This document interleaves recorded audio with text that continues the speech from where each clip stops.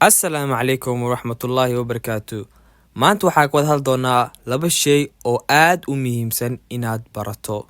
Suuqan wuxuu sameeyaa waxa loo yaqaano resistance and support.